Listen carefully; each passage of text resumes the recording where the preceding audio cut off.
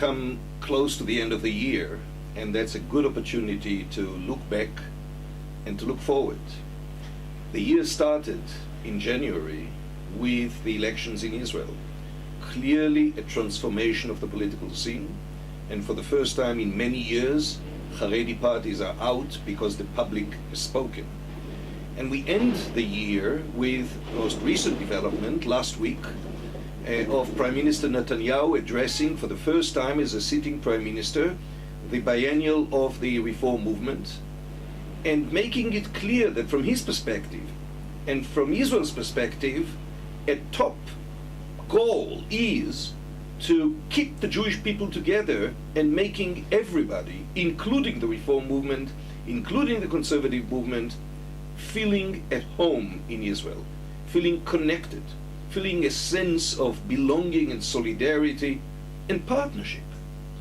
Well, clearly when you hear Netanyahu's sincere interest in keeping the Jewish people together and connecting the next generation of world Jewry, of American Jewry to Israel, and willing to spend hundreds of millions of dollars in ensuring that that happens, as was publicized recently and Netanyahu himself alluded to, we need to understand there is an elephant in the room.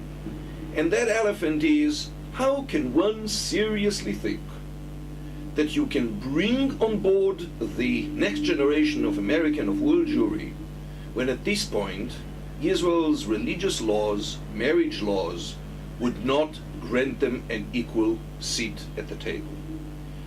The elections at the beginning of the year and the subsequent political developments indicate that the Israeli public wants religious freedom, wants pluralism, wants equality. Netanyahu is slow in catching it up, as he has indicated with regards to the Kotel, but that cannot stop there. Coming up with a second Kotel, with Robinson's Arch as an alternative for non-Orthodox pluralistic Judaism, is just not going to cut it. So the task for the coming year is going to be to focus on and fight for freedom to marry. Nothing less, a lot more. But that has to be done. Hiddush is at the forefront of this battle.